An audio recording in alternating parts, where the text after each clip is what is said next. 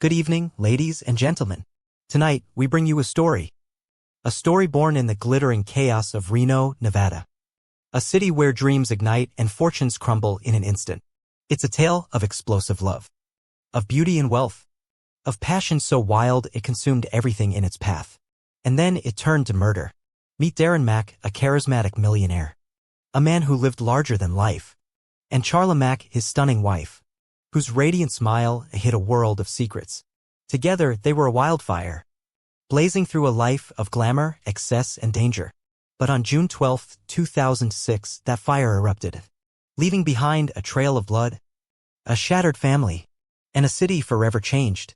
This is more than a crime, it's a descent into the heart of obsession, the cost of losing control, and the echoes of a tragedy that still haunt us. So please settle in, brace yourselves, and join us as we unravel the Darren and Charla Mack story. In the neon-lit heart of Reno, Nevada, a city where fortunes rise and fall in a heartbeat, where you can marry, divorce, and lose everything in the span of a single week, a story unfolded that would grip the nation. It's a tale of explosive love, of beauty, wealth, and wild passion, of high highs and devastating lows, and ultimately of murder. Darren Mack, handsome, larger-than-life, charismatic, was a man who seemed to have it all. A multimillionaire born into a prominent Reno family. He owned half of one of the city's largest pawn shops, a legacy left by his father, killed in a plane crash in 1986. Court records pegged his worth at nearly $10 million.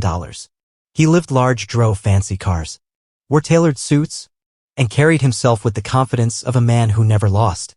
Everyone loved Darren. His personality, magnetic, warm, irresistible, drew people in, made them want to stay close. Then there was Charla Mack, his wife. At 39, she was a stop-and-stare beauty, a brunette with a radiant smile. A woman so positive, so upbeat. Friends called her the happiest person they'd ever met. She was gorgeous, says Amanda Robb, a writer who grew up with her in Reno. Absolutely stunning inside and out.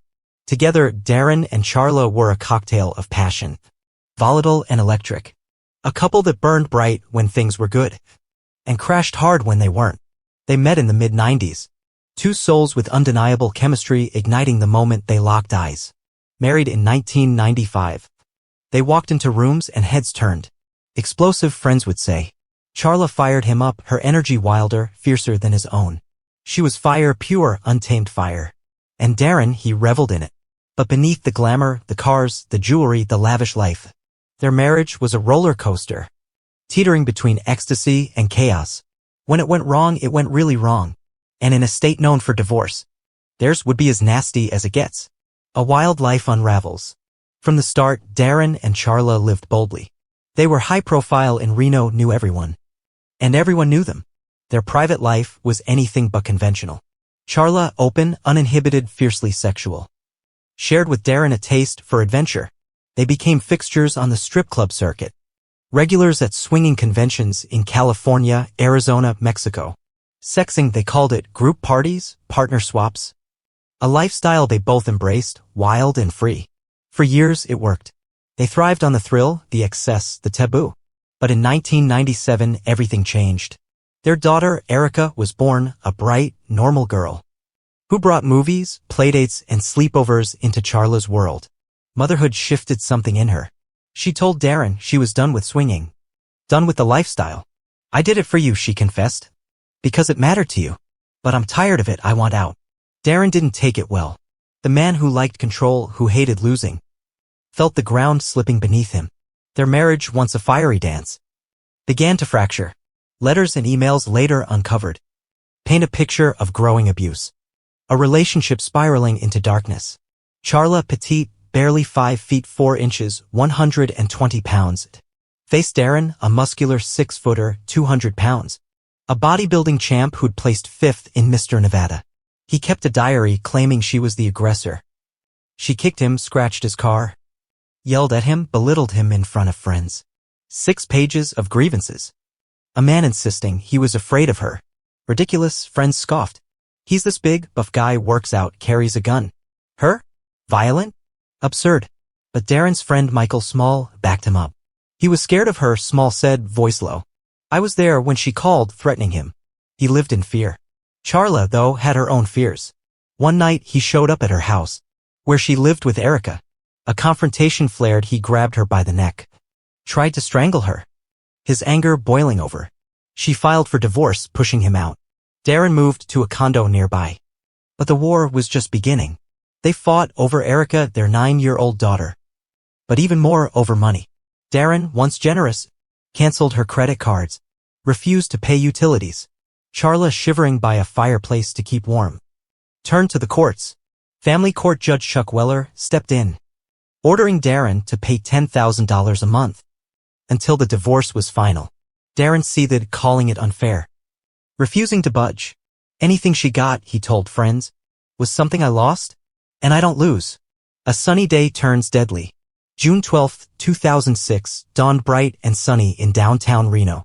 A typical Monday, people bustling, cars humming along Virginia Street. But at 11:05 a.m., a loud bang echoed off the buildings, shattering the morning calm. 911, there's been a gunshot. A construction worker craned his neck, heard the blast above his head. I've just been advised we have shots fired. Possible sniper, crackled over dispatch. Inside the Mills Lane Justice Center, Family Court Judge Chuck Weller stood at his desk, reviewing files in his third-floor chambers. A single bullet exploded through the window, spraying glass, striking him in the chest. He collapsed, blood pooling. His assistant screaming, dodging shrapnel. SWAT teams swarmed, locking down 10 square blocks of downtown. Police rushed Weller to the hospital, critical but alive. Detective Ron Chalmers joined the hunt. Hundreds of officers scouring the city. Shooting came from across the river, he barked, eyeing the parking garage 170 yards away. We're checking buildings, narrowing it down. Surveillance footage caught a silver Ford Explorer entering the garage at 10:46 a.m., climbing to the 5th floor. A 3-point turn backed it in, rear facing the courthouse. At 11:05, the rear hatch closed, and the vehicle fled. Reno Gazette reporter Martha Belisle raced to the scene.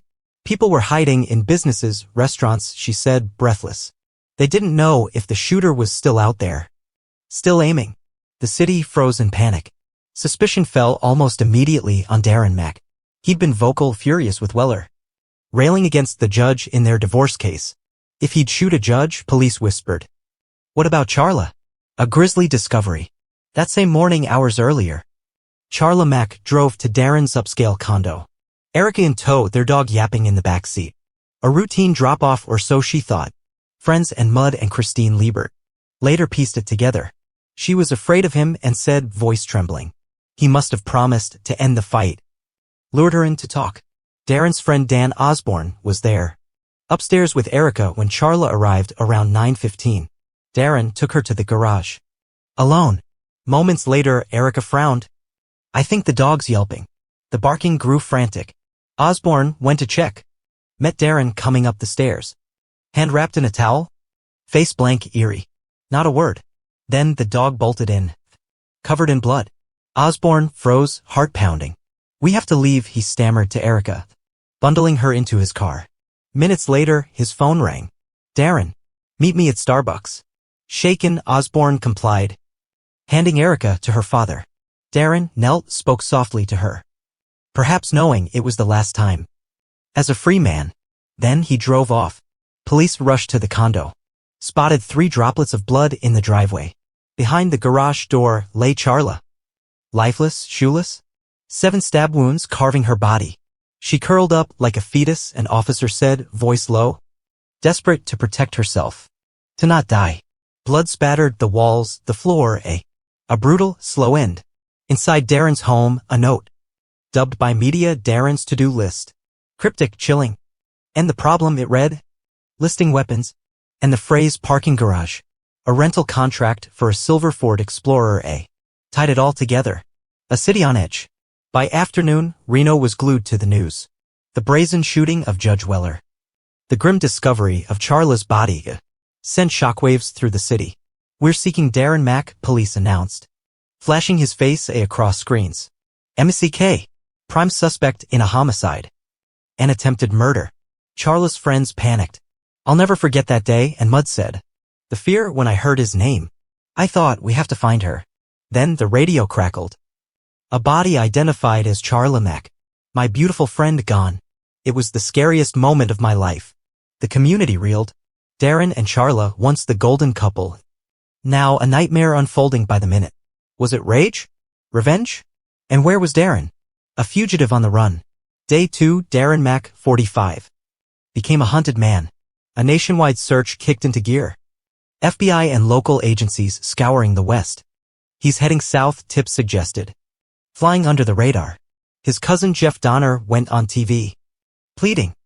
Darren, if you're watching. We love you. We care about you. Darren had called Donner. Minutes after Weller was shot. If he did this, Donner said, tears welling. He snapped. What happened in that courtroom? To break a good, loving man like this.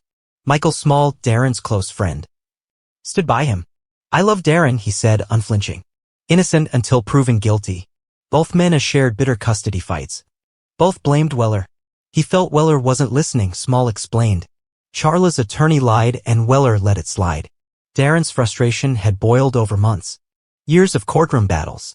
He'd railed against Weller, calling him anti-father. Biased, corrupt? Dean Tong, part of his legal team, warned him. Your lifestyle, swinging, sex clubs, won't sit well with any judge. Darren shrugged it off. Even celebrating at the Moonlight Bunny Ranch. Toasting his divorce with prostitutes. To hell with her, he laughed. I've got these girls. But Weller's rulings pushed him further. A $480,000 lump sum to Charla. $10,000 monthly spousal support. He was disillusioned, Tong said. Frightened, couldn't believe he'd lose so much. Mexico and a surrender. For days since Charla's body was found. No sign of Darren. The manhunt went international. Tips trickling in from Mexico. San Jose del Cabo, a resort he'd visited. For a swingers convention the year before. A hotel worker, Virginia Delgado, claimed she saw him. He just stood there asking my name. An airline pilot echoed the sighting. FBI agents descended, but couldn't confirm it was him. Then, exactly 1 week after he vanished. A bombshell. Darren, hiding in Mexico, wanted to surrender. He called Dick Gamick, Reno's DA. A family friend. I trust you, Darren said, voice strained. I'm done running. High-profile attorneys, David Chesnoff and Scott Freeman, took over negotiations. He's a man pushed to the limit, they argued. Did he snap? Maybe. Insane? No, he's capable. Just made bad choices. Emails Darren sent while on the run revealed a warped mind. I'm a martyr for Father's rights, he wrote. They want me a sacrificial lamb to execute me. My story must save thousands. From the Nazi divorce industry. June 22, 11 days after the rampage. Darren surrendered at a luxury hotel in Puerto Vallarta. Midnight, he walked in. Called his lawyer. Told the desk. I think I'm who you're looking for. Police cuffed him quietly. No fight. His last night in a stark Mexican cell. A stark fall for a millionaire. He carried $36,000 cash, 20 credit cards, a suitcase with blood-spattered shoes, clothes, DNA matching Charla's. A trial of truths. Darren Mack faced life in prison. Charged with a Charla's murder. Weller's attempted murder. Evidence piled high. DNA, eyewitnesses, fingerprints. The to-do list? Surveillance tying him to the sniper shot. He pleaded not guilty. Prosecutor Christopher Lowy called it overwhelming. Everything you look for in a case, we've got. The defense hinted at self-defense. Charla was violent, Chesnoff said. She attacked him, he had no choice. Trial began October 2007. Moved to Las Vegas due to Reno's media storm. Prosecutor Robert Daskas opened. They grew apart 10 years in. Divorce turned contentious early. Before Judge Weller, Darren tried to kill him too. Court tapes revealed the bitterness. Lie after lie. Darren shouted, I don't have money. Weller ordered $10,000 by Friday. Or jail. He's a spoiled brat, Daskas said. Raised rich, got everything. In court, he didn't. So he took control. The seed may have sprouted weeks earlier. On a cable show with a father's rights advocate. Murder your spouse, the host mused. Plead insanity, out in 7 years. Darren's face lit up. Absorbing it. That morning, Charla arrived. Trusting Darren's promise to end the fight. She suffered defensive wounds. Dragged, bleeding. Stabbed 7 times. She fought, Daskas said. but didn't stand a chance. 2 hours later, Weller bled. From Darren's bullet, 170 yards, a hunter's shot. Defense attorney Scott Freeman countered. Darren hit the lottery with Charla. Funny, smart, beautiful. But she had a dark side. Violent, abusive. He carried weapons for protection. Darren's story emerged. Charla threatened him. Knocked him down. His gun fell out. She grabbed it, fired. Misfired. He stabbed her once. In the neck. To survive. Then, delusional. He shot Weller. Believing Charla slept with him. Self-defense for Charla, Chesnoff argued. Insanity for Weller. A judge on the stand. Judge Weller testified. Blogs attacked me, called me Hitler. Biased, corrupt? Darren was behind it. Defense pressed. You slept with Charla, didn't you? No. Weller snapped. Unfair, unwarranted. Supporters like Garrett Idle. Alicia Benison blamed Weller. He lacked compassion, Idle said. Treated me like garbage. Alicia, a soldier, called him rude. Accusing her of bitterness. A plea, then regret. Darren planned to testify. But took a deal. Guilty to Charla's murder. Enough evidence for Weller's attempt. Life with parole possible. I stabbed her with premeditation, he admitted. Voice flat. Weeks later, he fired Chesnoff and Freeman, claiming coercion. Wanting to withdraw the plea. New attorney William Routzis called it an injustice. He was confused, sleep-deprived, dehydrated. A hearing pitted Darren against his old lawyers. Chesnoff revealed. He thought of killing her before. Solicited someone in Clark County. Freeman admitted. No gun in our first talk. Later he added it. Said he dumped it. No dumpster, no proof. Darren testified. I acted in self-defense. They manipulated me, like a psychological rape. But evidence crushed him. Judge Herndon denied a new trial. It's over. Sentencing and legacy. December 2007 sentencing. Darren's son from his first marriage pleaded. I love him, he's my best buddy. Charla's family raged. Let him die in a cage, her sister said. My best friend stole an eye. By a cowardly man playing God. Darren spoke 3 hours. She tried to kill me. I stabbed on instinct. I lost a wife too, I still love her. No apology. Judge Herndon sentenced him to life. Parole at 83. Your actions demand this, he said. To Erica's grandmothers. Raise her with love. Not anger. A song Charla recorded played. Smile on me when you're feeling weak. A haunting goodbye. A city reflects. Darren Mack behind bars. A cautionary tale of wealth. Passion. And a system pushing a man to the edge. Charla forever 39. Her dream of fame twisted into infamy. Erica left to wonder. Maybe the cat did it. Reno scarred. Still whispers of June 12, 2006. When love turned to blood.